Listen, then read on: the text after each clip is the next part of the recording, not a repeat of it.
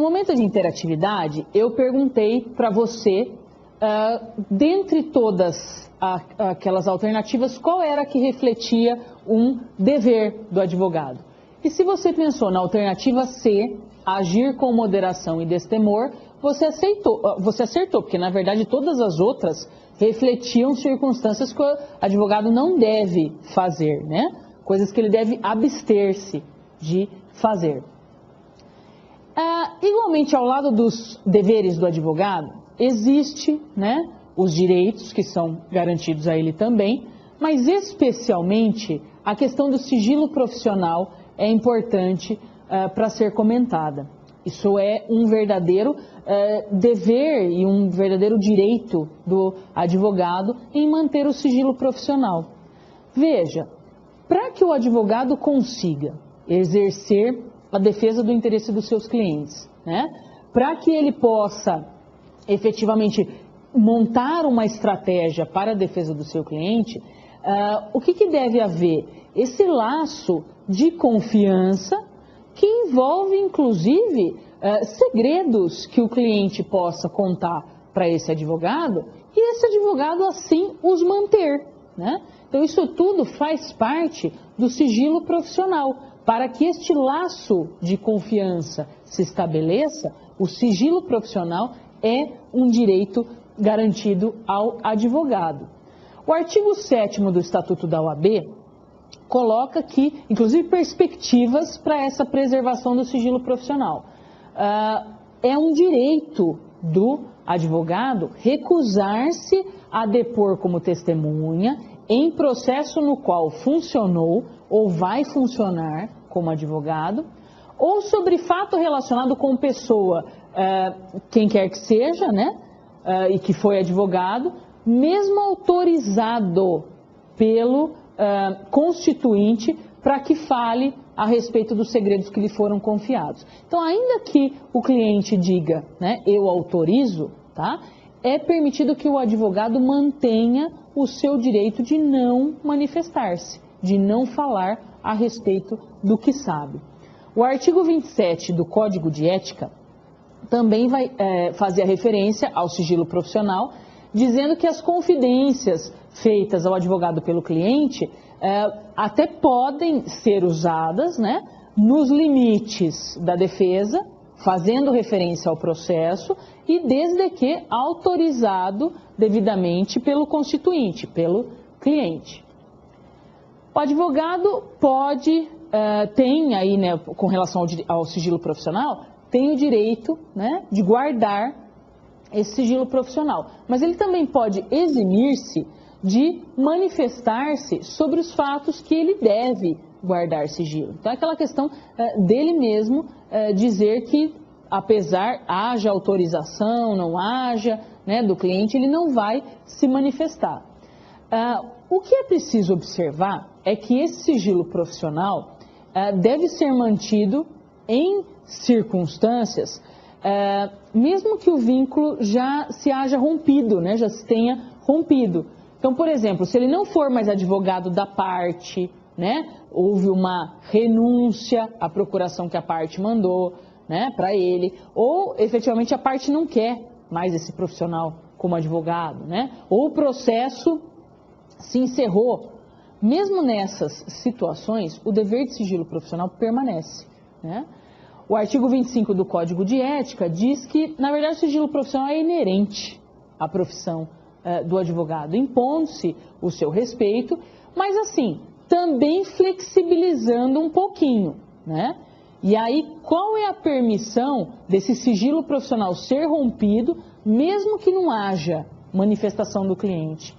É a grave ameaça, né, ao direito, à vida, à honra do advogado, né?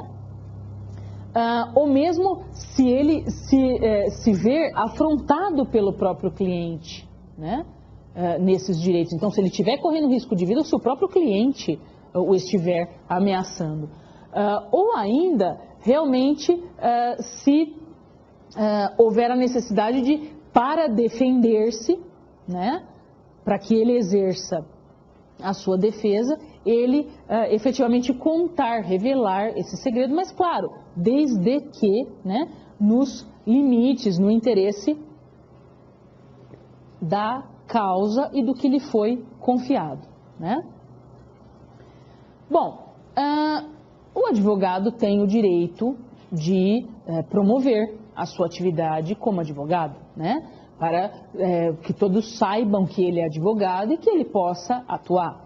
Só que esse direito de poder divulgar o seu nome, né, contém algumas limitações. Ele não é tão amplo quanto se possa imaginar, né?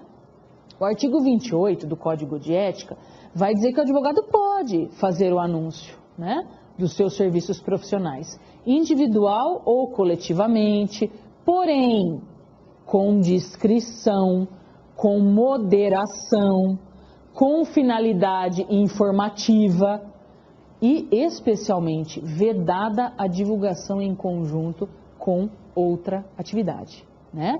Então, não é possível que isso aconteça. O que vai ser autorizado? Que se contenha o nome do profissional, o número da sua inscrição na OAB, os seus títulos e qualificações relativos à profissão de advogado, né? De repente ele pode ter aí as especializações em determinadas áreas específicas do direito, o seu endereço, horário de expediente e, em contrapartida, para se apresentar e para continuar mantendo a dignidade da profissão, ele deve abster-se, né? Ou seja, na verdade o Estatuto vai dizer que é proibido que ele faça isso na divulgação do exercício da sua advocacia. A menção a qualquer cargo que já tenha sido exercido, como por exemplo, fulano de tal, juiz aposentado, né? Não é permitido, tá? Que se faça referências a valores de serviço, né? Como por exemplo, consulta gratuita, primeira consulta gratuita, não, tá? Não é possível, né? Anúncio de nome fantasia, então aí você põe, né, advogado center, não é assim que funciona, né? Tem que ter o seu nome próprio. E, obviamente, que essa publicidade não pode se dar, por exemplo, em um outdoor, né? Também tentar se evitar ao máximo que se tenha expressões que possam vir a iludir, né? Ou dar a impressão de ludibriar o público-alvo, né? Dessa divulgação de serviços. Inclusive, o Código de Ética da OAB dá um referencial com relação à participação em programas de televisão ou rádio, para essas entrevistas, né, e esclarecimentos à população de um modo geral. Ela deve sempre ter a conotação de ilustrar a situação, num sentido de instruir, de educar, né, e nunca de se autopromover. Então, por exemplo, ele esclarece e fala, inclusive venha lá no meu escritório, né, para resolver o seu problema. Não pode ser assim, tá? Com isso, esse advogado que possui deveres, né, que possui direitos, ele também pode ser responsabilizado nos limites da sua atuação. E aí é necessário se observar alguns regramentos a respeito da responsabilidade civil do advogado, né? Primeiramente, é importante dizer que a atividade do advogado é uma atividade meio. Ele realiza as suas funções como advogado, devidamente habilitado, né? Mas ele não está obrigado a um resultado vitorioso. Até mesmo porque, né, a justiça se molda a partir de um árbitro que é o juiz. Então, o advogado faz o melhor possível para que o juiz venha julgar a demanda, né? Então, o êxito, a vitória nesse processo está muito além da vontade do advogado, né? Com isso, o que vai acontecer para esse advogado que extrapolar, né, na atuação dele como advogado? Ele responderá por perdas e danos, né? Ou seja, será devida indenização ao cliente, tá? Quando ficar demonstrado que ele não agiu com dedicação, com qualidade, com comprometimento, a que ele estaria obrigado, porque ele foi contratado, né, para realizar a defesa, para proteger os interesses daquele cliente. Inclusive, o artigo 32 do Estatuto da OAB diz que o advogado é responsável pelos atos que praticar no exercício da advocacia com dolo ou culpa. Então, se ele teve a intenção de causar danos ao seu cliente, ou se ele contribuiu para isso, então efetivamente ele tem que responder. Em caso de lide temerária, o advogado será solidariamente responsável com o seu cliente, desde que esteja coligado com este, para lesar a parte contrária, mas isso vai ter que ser averiguado num processo próprio. A questão aqui é a seguinte: o advogado é aquele que deve conter as aventuras jurídicas, que o cliente, porventura, pode imaginar em promover. Agora, se ele compactua, o cliente vem falando de uma aventura jurídica, vai o advogado, compra a ideia, resolve promover essa aventura jurídica. Isso passa a ser tido para o direito, é chamado, de lide temerária. Então, essa lide temerária é aquela que não tem razão de ser. O pedido a ser feito para o judiciário é fruto de má-fé, de fraude, de capricho, desse autor da demanda. Então, o que ele busca? Criar uma lesão para aquele réu, sem qualquer para aquele réu ou para um terceiro, sem qualquer justificativa, sem qualquer amparo, do que o processo permite. Então, ele simplesmente vai inventando circunstâncias, E aí vai criando fatos a serem expostos para o juiz e, efetivamente, se essa lide, se tiver uma coação, Então, assim, uma ação em conjunto, Então, o advogado agindo junto com o cliente para promover essa lide temerária. Então, aí o que vai acontecer? Ele vai responder, inclusive, perante esse réu ou esse terceiro a quem ele causou o dano, solidariamente com o cliente.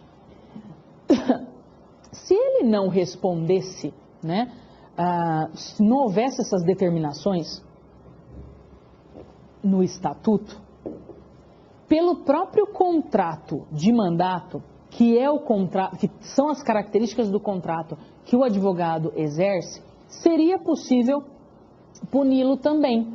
Por quê? Porque o mandatário, que é aquele que recebe os poderes, é obrigado a aplicar toda a sua diligência habitual na execução do mandato, da procuração, e a indenizar qualquer prejuízo que ele causar a quem concedeu poderes para ele, mandatário. Então, ainda que não tivesse previsão no Estatuto da OAB, por ser alguém que recebe poderes de outro, para poder agir, ele também responderia, o advogado também responderia. E além disso também é bom se fazer a referência ao Código do Consumidor, no seu artigo 14, parágrafo 4º, aonde literalmente se tem lá que a responsabilidade dos profissionais liberais será apurada mediante a verificação de culpa. Então, o que acontece? Vai ter que se verificar, se averiguar se esse advogado agiu com dolo, agiu com negligência, imprudência, o que foi que ele fez, para poder causar o dano ao seu cliente. Com isso, o advogado, além de ter a observância de tudo isso, o que eu já falei aqui, o advogado deve proceder, da forma que o torne mais merecedor de respeito e contribua para o seu prestígio, para o prestígio da classe dos advogados, Então, lógico que ele tem que agir dentro da ética, das regras de comportamento que façam com que ele atinja essa dignidade. No exercício da profissão, ele deve manter independência, Não há correlação ou coligação, entre juiz, promotor e advogado. Ele tem que ter independência no que ele faz para defender os interesses do cliente. Ele não tem que ter medo de desagradar o juiz, porque ao defender os interesses do seu cliente, muitas vezes ele vai defender uma ideia completamente diferente da que o juiz possui. E nem por causa disso ele tem que se sentir intimidado. Ele tem que exercer a advocacia com dignidade e com respeito, aos demais profissionais que estão aí envolvidos no processo que ele promove. Bom, com isso eu passo ao momento de interatividade e vou perguntar: o sigilo profissional do advogado, alternativa A, pode ser rompido em qualquer situação. A alternativa B, pode ser rompido se o cliente autorizar, mas é direito do advogado recusar-se a revelá-lo. A alternativa C, pode ser rompido caso o cliente venha a falecer. A alternativa D, pode ser rompido depois de extinto o processo, depois que o processo acabou. Ou a alternativa E, pode ser rompido caso o juiz assim determine que o advogado tem que revelar o segredo profissional. Eu volto já com a resposta.